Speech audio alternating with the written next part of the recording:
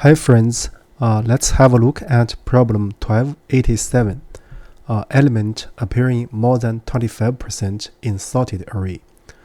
In this video, we are going to do some basic practice. So we are going to use dictionary, we're going to use for loop, and also we are going to use binary search. So the statement of this problem is very simple. So basically, given an integer array, which is sorted in non-decreasing order, and there is exactly one integer in the array that occurs more than 1/4 of the time. So we want to return that integer. So in example 1, you say this number will be 6. Well, in example 2, so it contains a unique element that is 1. So we're going to return 1. So the constraints are the following. First, the array of this length is bounded below by 1 and bounded above by 10 to the power 4. So this number is not very large in some sense. Here, the array or the element in the array is in between 0 and 10 to the power 5, right? So this is the main problem statement. So here, actually, so this problem of retrieving the element which satisfies certain frequency assumption, this basically is a linear. We can do it in the linear time. So first, if we do not take consideration that the array is sorted, so we can directly do this, right? So we can use a dictionary or its subclass, let's say counter. So we count the unique elements and their frequencies, and then we check the frequency using with respect to the 1/4 appearing time. So we can use list comprehension to filter out that element. Let's do this. So here we are going to use dictionary. Also we use counter. So but without taking into consideration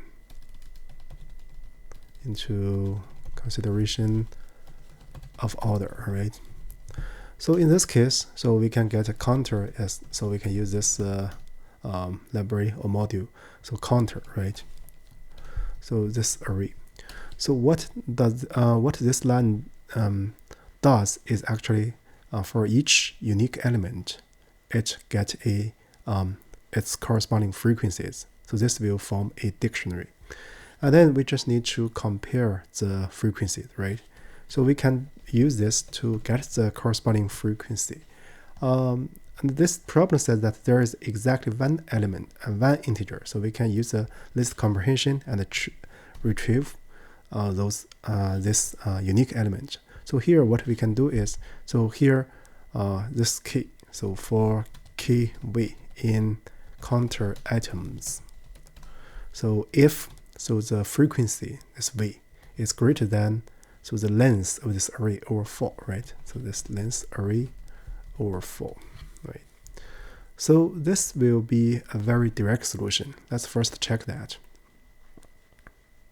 Yeah, it passes the first example. So now if you check for the odd case, that's going to pass. So this is one solution. But in this one, we look at the whole array, right? We looked over the whole array. But it's not necessary, right? So we just need to use a counter to count each consecutive elements, segments. So if the cumulative number of frequency is larger than 1/4, we can stop immediately. So let me copy this part. So we are going to do a linear scan, right? So I'm going to change this one to be version v1. So we can do a linear scan. So here you can use for loop, right? So, or you can use while loop as you like. But here I'm going to use for loop. So for this, what I'm going to do, so let's see, let's just specify n. So this is the length of this array. And then we can also get so the reference of this this one n over 4, but we can just like leave it as it is. So count, we're going to set it to be 1, and we set this current, or just the current element will be array 0, right? You can think this is counting array 0. And then we are going to do a for loop. So for I in range, so we start from 1 and ending at n-1. And then we're going to check if array I equals array I-1.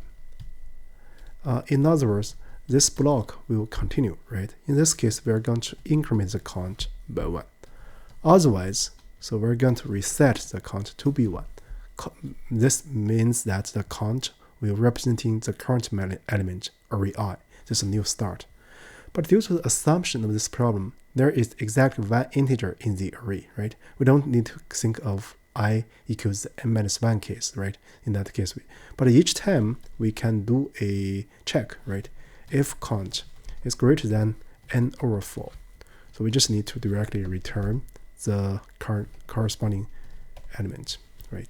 So this way, if let's say we didn't have a final return, this will work due to a problem assumption. So now let's check it. Yeah. None. So here, I guess that's one case. So here you can do a check. So for example, if the length is 1, right, it does not enter this for loop. So you're going to get nothing, right? But in this case, you can add something here. For example, if count is greater than n/4, right? Let's see. So you do return, right? Return array 0, right? So this will work.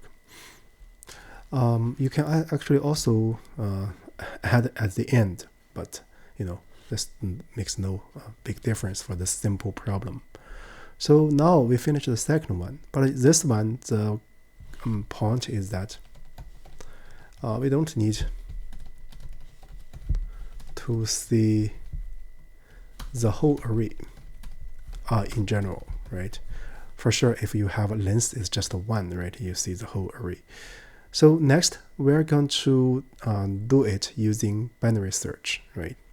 So this basically induced from the assumption that the list is sorted. So once it's sorted, it's very easy to check membership. But here we also take into consideration of frequency. So if you look at this hint, actually it's very suggestive. So here for the binary search, I'm going to make a main observation for this part. Because we can bin this list into one quarter, right? So this is the one quarter, let's say. This is another quarter, right? So this is another quarter, and this is another quarter. It's just to represent. But we know that, so each quarter we are going to have a length one quarter of that, because the element, the exact one element appears more than 25%. So that element, if you just consider itself, it's going to have longer length than each of the one quarter, right? So it must intersect with one of the first 3 blocks, right? Because if you think of it does not intersect with the first block, and then it will have length all lie in the last block, but its length is greater than one quarter, so it's a contradiction. So then the main observation is that because the frequency is greater than one quarter, and then it must intersect with the one of the first 3 blocks. So then so in other words, this element, the end of the first 3 blocks, must be 1, that is the element we're going to retrieve. But here is how do we do the frequency count. So here actually this is very simple. So let me first get the length of this array, right? Then we know the candidates would be something like this. So here let's see, we can do this. Array n/4, right? This is the one. Another one is that we can amplify this constant, say 2 times n over 4.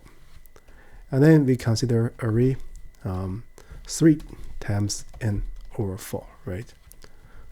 So notice that there will be some rounding by 1. But this should be no problem, because here this is strictly less than 25% of the time. So now we have these 3 elements. So we are going to check them to see if it indeed appears more than 1/4. Once we got that, we just need to return directly. So basically for y in candidates, so we are going to think of how can we get the occurrences of this one. So we are going to use the bisect module, right? So here we want to get the left index and the right index.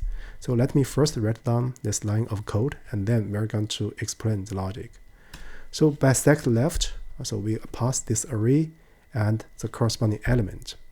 So, and also we do bisect right. Bisect right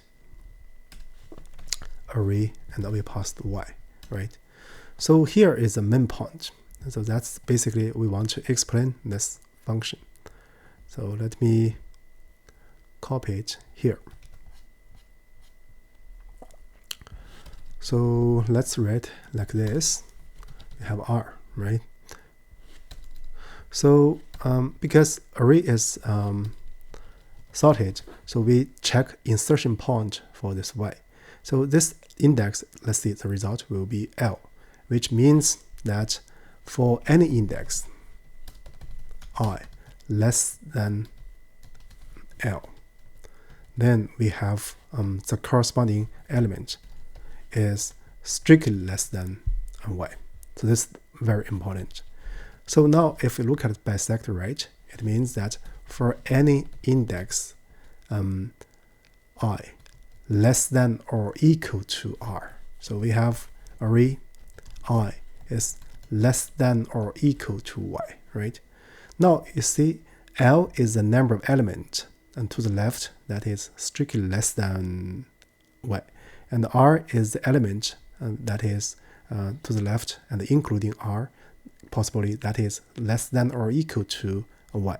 Then if you do R minus L, so this is nothing but the frequency of this y in this sorted list array, right?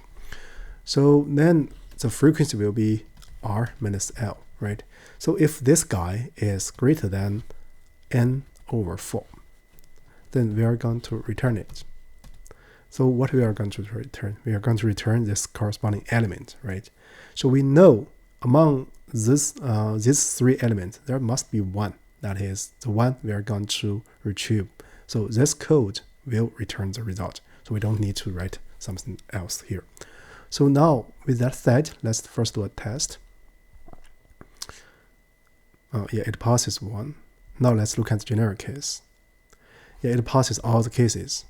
So here the thing is that, if you are not sure about the mechanism of this one, you can specify some array and open some text editor or code editor to do it, to test that. And the thing is that you can, for sanity check, you can think of the case when array has a length 1, right? So in this case, so this array 0, right? So this is also array 0, and this is also array 0. This is essentially one element. You just check once, you're going to get 1. So for sure, you're going to get the correct return. So with that said, I guess we finished the coding part for this problem. So here, because the time complexity analysis is very straightforward, let's do it. So here, if you do this, this is an ON operation, right? You do const, and then you do, so for this one, basically, if there are different keys, you are going to have an OK operation. So overall, this will be linear, right? Linear with respect to the length of this array. So then this one, basically, we can see it's also linear if we do time complexity analysis. But the thing is that compared to the version v2 with version v1, it's possible that we don't need to look at all the array, right? So this is the version v2. So in the third one, so basically we need to look at 3 elements, right? Due to the assumptions here's 1/4. So this, and then we do this check. This for loop is essentially dummy because it's bounded by 3, right? So then for each term, so we call this function bisect left or bisect right. So searching an element using binary search within a sorted array is a logarithm term complexity operation. So basically this will be O of logarithm n, right? So now you do twice, it's still 2 times this one is still log n up to a constant, but this one is giving you a amplification constant 3 is still logarithm of n. So overall it's logarithm n, right? So here this similarity is in mathematics, it means that up to a constant is roughly logarithm. Actually it's essentially the same as the notation in computer science. So basically we just use log n, but this is just some convention in mathematical expressions, but overall this is a logarithm term complexity solution. So with that said, I guess that's about it for this very easy problem. Thank you.